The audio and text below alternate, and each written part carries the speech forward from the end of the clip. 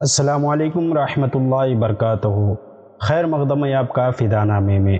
دوستو، آج کے ویڈیو میں ہم دنیا اسلام کی تاریخ کے ایک عظیم ہیرو، عظیم مجاہد، فاتح فلسطین و فاتح بیت المقدس سلطان صلاح الدین ایوبی رحمہ اللہ علیہ کا ذکر خیر کر رہے ہیں۔ دنیا اسلام کی تاریخ میں بڑے بڑے فاتحین نے جنم لیا ہے۔ محمد بن قاسم جیسا سپہ سالار، محمود غزنوی جیسا شاہ سوار، ٹیپو سلطان جیسا نڈر حکمران، طارق بن زیاد، موسیٰ بن نصیر اور یوسف بن تاشقین جیسے فاتح، ان تمام ہستیوں نے عرصے دراز تک عالم کفر کی رات کی نیند حرام کر رکھی تھی۔ اسی لیے علامہ اقبال نے کہا تھا، دشت تو دشت ہے دریا بھی نہ چھوڑے ہم نے، بحر ظلمات میں دوڑا دے گھوڑے ہم نے۔ لیکن تاریخ اسلام میں صلاح الدین ایوبی جیسا حکمران آج تک روئے زمین پر دوبارہ پیدا نہیں ہوا۔ یہ کہانی اس دور سے شروع ہوتی ہے جب مشرق وسطیٰ کی فضا صلیبیوں کا عروج دیکھ رہی تھی، جب مسلمان اپنی کٹ پتلی حکومت کے رحم و کرم پر تھے اور ایوبی جیسے بطل عظیم کی راہ تک رہے تھے۔ کہا جاتا ہے کہ صلاح الدین ایوبی رحمہ اللہ علیہ کے والد نجم الدین نے ایک ایسی عورت سے شادی کی خواہش کی جس سے اسے ایک بیٹا عطا ہو اور وہ فاتح بیت المقدس بنے۔ پھر اس کی ہاں حضرت صلاح الدین ایوبی رحمہ اللہ علیہ کی پیدائش ہوئی، جس نے بیت المقدس ایسے فتح کیا کہ 19ویں صدی تک دوبارہ یہود و نصارہ کو اس کی طرف میلی نظر کرنے کی بھی ہمت و جرات نہ ہو سکے۔ صلاح الدین ایوبی بیک وقت حکمران بھی تھا اور سپہ سالار بھی۔ انہوں نے ایسے دور میں ہوش سنبھالا جب مسلمان ہر طرف سے کفر کے عتاب میں گھرے ہوئے تھے، جب مشرق وسطیٰ کے حکمران صلیبیوں کو اپنی آغوش میں جگہ دے چکے تھے اور جب غداری کا بازار گرم ہو چکا تھا۔ ایسے میں وہ لوگ جن کے دلوں میں ایمان کی لو ابھی جگمگا رہی تھی، کسی ایسے ہی معجزے کے رونما ہونے کے منتظر تھے جو انہیں اور ان کے ایمان کو جائے پناہ دے۔ یہ وہ وقت تھا جب قبلہ اول ایک بار پھر نصارہ کی توجہ کا محور اور مرکز بن چکا تھا اور مسلمان پھر اس کی آزادی کے لیے جد و جہد کر رہے تھے، اور مالک کائنات کو یہ کام صلاح الدین ایوبی سے لینا ہی منظور تھا۔ 12ویں صدی میں جب ملت اسلامیہ سلاطین و خلفاء کی ناکامیوں کی بدولت زوال کی طرف قدم بڑھا رہے تھے اور سلطنتیں مستحکم ہونے کے بجائے کمزور ہوتی چلی جا رہی تھی، مسلم حکمران محلاتی اختلافات اور سازشوں کی وجہ سے باہم دست و گریبان ہو چکے تھے، اور جبکہ دوسری طرف طاغوتی طاقتیں ان کی سرکوبی کے لیے متحد ہو رہی تھیں، سوائے ہندوستان میں غوری سلطنت کے، بغداد میں سلجوقی و عباسی خلیفے، مصر میں فاطمی، ہند میں غزنی، افغانستان میں غزنوی اور عرب میں ریاست ترک و زنگی حکومتیں اپنے عروج کو کھو چکی تھیں۔ کفر اور عالمی عیسائیت مسلمانوں کو سفید ہر سے مٹانے کے لیے ایک بار پھر ایک پلیٹ فارم پر جمع ہو چکے تھے اور پلیٹ فارم پر جمع ہو کر صلیبی جنگیں مسلط کر رہے تھے۔ ایسے میں اسلام کے وہ سپاہی میدان جنگ میں کمر بستہ ہو کر داخل ہوئے جنہوں نے اسلام کا پرچہ چاردانگے عالم میں پھیلایا، لہرایا، جنہوں نے اسلام کی خاطر برسا برس نہ اچھا کھایا نہ پیا نہ سویا، بلکہ میدانی کارزار میں گھوڑوں کی پیٹھ پر اور پاؤں رکاب میں ڈال کر اپنی زندگیاں اسلام کی سربلندی کے لیے وقف کر دی۔ جو دشمنان اسلام پر ضرب کاری تھی، جن کا نام آج بھی ایک ضرب المثل ہے، ایسے عظیم کردار مجاہدین اور حکمرانوں میں سے ایک نمایاں بے مثال اور با کمال نام سلطان صلاح الدین ایوبی رحمہ اللہ علیہ کا بھی ہے۔ وہ بڑے مبارک اور خوش نصیب والدین تھے جنہیں تاریخ اسلام کی اس عظیم سپوت کے ماں باپ ہونے کا اعزاز اور فخر حاصل ہوا۔ تاریخ اسلام و عالمی انسانیت کے مشہور بہادر فاتح حکمران ایوبی سلطنت کے بانی صلاح الدین ایوبی رحمہ اللہ علیہ موجودہ عراق کے شہر تکریت میں 1138 عیسوی کو پیدا ہوئے، جو اس وقت کردستان میں تھا۔ ان کے والد گرامی کا نام نجم الدین ایوب تھا، اسی نسبت سے ایوبی کہلائے۔ آپ نسلاً کرد خاندان سے تعلق رکھتے تھے۔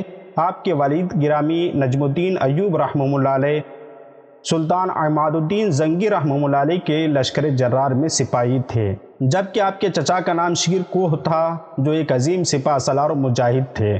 آپ کو اپنے چچا سے دلیری اور جرات اور بہادری سیکھنے کو ملی اور دشمنان اسلام کے خلاف ڈٹ جانے کا حوصلہ اور جذبہ حاصل ہوا۔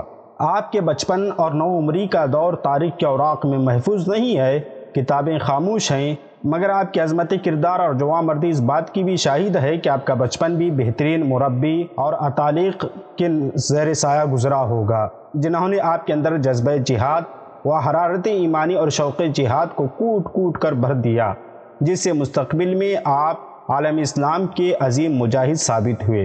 ابتدا میں سلطان صلاح الدین ایوبی رحمہ اللہ علیہ سلطان نور الدین زنگی کے ہاں ایک فوجی افسر تھے۔ مصر کو فتح کرنے والے لشکر میں آپ بھی موجود تھے، جس کے سپاہ سالار آپ کے چچا شیر کوہ تھے۔ مصر فتح کرنے کے بعد سلطان صلاح الدین ایوبی مصر کے حاکم مقرر کیے گئے۔ اس کے بعد کچھ عرصے بعد آپ نے یمن کو بھی فتح کر لیا۔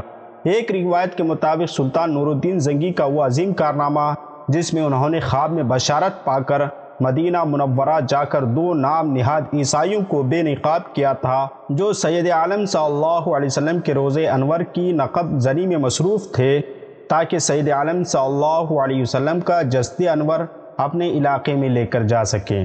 ان کو بے نقاب کرنے اور واصل جہنم کرنے والے اس سفر مدینہ میں سلطان صلاح الدین ایوبی سلطان نور الدین زنگی کے ہمراہ ہم سفر تھے اور بحیثیت سپاہی اس قافلے میں شریک تھے۔ نور الدین زنگی کے بعد ان کی کوئی قابل اولاد نہیں تھی، اس لیے ملت اسلامیہ کی اس عظیم سپاہی کو سلطنت کا حکمران چن لیا گیا۔ نور الدین زنگی کا وارث بننے کے بعد صلاح الدین ایوبی نے خود کو محل میں قید نہیں کیا، بلکہ اپنا اڑنا بچھونا جہاد کو بنایا، اور 1182 ہجری تک آپ شام، حلب، موصل اور اس سے متصلہ کئی علاقے فتح کر کے اپنی سلطنت میں شامل کر چکے، اور اپنے کارناموں سے یہ ثابت کیا کہ نور الدین زنگی کا نائب صلاح الدین ایوبی سے زیادہ بہتر کوئی نہیں ہو سکتا تھا۔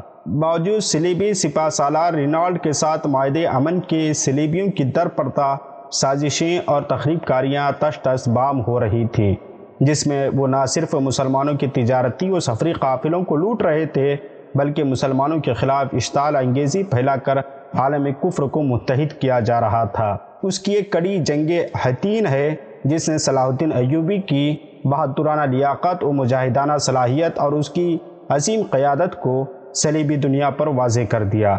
1186 عیسوی میں رینالڈ کئی دیگر صلیبی اتحادیوں کے ساتھ مدینہ منورہ پر فتح کے ناپاک عزائم کے ساتھ حملہ آور ہوا۔ صلاح الدین ایوبی اور رینالڈ کا آمنا سامنا حتین کے مقام پر ہوا۔ دشمن کو نیست و نابود کرنے اور عبرتناک شکست دینے کے بعد صلاح الدین ایوبی نے اپنی دشمن کے لشکر پر آتش گیر مادہ پھینکوایا۔ اس جنگ میں کم از کم 30,000 صلیبی ہلاک ہوئے اور کم و پیش اتنے ہی قیدی بنا لیے گئے۔ رینالڈ گرفتار ہو کر سلطان کے سامنے پیش کیا گیا اور حرمین شریفین پر ناپاک حملہ کرنے کی جسارت کرنے کے پاداش میں سلطان صلاح الدین ایوبی نے اپنے ہاتھوں اس کا سر قلم کر کے اس کو جہنم رسید کیا۔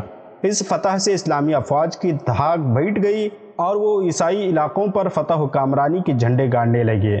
اس عظیم مارکہ حطین کے بعد سلطان صلاح الدین ایوبی نے بیت المقدس کی طرف پیش قدمی کا آغاز فرمایا، جہاں پر کم و بیش ایک ہفتے تک خون ریز جنگ ہونے کے بعد عیسائیوں نے رحم کی درخواست کرتے ہوئے ہتھیار ڈال دیے۔ یوں تقریباً 90 سال بعد بیت المقدس میں دوبارہ مسلمان بحیثیت فاتح داخل ہوئے۔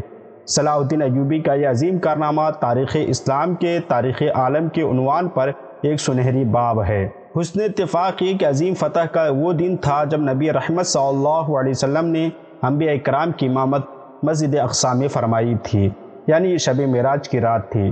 سلطان نے نور الدین زنگی کی سب سے بڑی خواہش اور اس کی وصیت پورا کرنے کے لیے ان کے ہاتھ سے بنایا گیا محراب مسجد کے اندر خود رکھا۔ بیت المقدس کو فتح کرنے کے بعد سلطان نے قتل و غارت گری اور بربریت کا راستہ نہیں چنا، بلکہ فدیہ لے کر سب کو عام معافی دے دی، اور تاریخ عالم نے ایک بار پھر وہ منظر دیکھا جب سلطان اور اس کے کئی امراء نے ہزاروں مسیحوں کو جو فدیہ نہ ادا کر پائے اپنی جانب سے فدیہ دے کر آزادی کا پروانہ جاری کر دیا۔ بیت المقدس کے فتح کے بعد عالمی عیسائیت میں کہرام مچ گیا۔ جرمنی کا بادشاہ فریڈرک، انگلستان کا بادشاہ ریچرڈ اور فرانس کا بادشاہ فلپ آگسٹ نے اپنے اتحادی یورپی ممالک کی لاکھوں کی تعداد میں فوجیوں کے ساتھ مسلمانوں سے مختلف مقامات پر نبرد آزما ہوئے، مگر ان کو ناخن چنے چبوائے گئے۔ سلطان صلاح الدین ایوبی صالح اور پاک نیت تہجد گزار تھے، نہایت مدبر، زیرک اور دانا تھے۔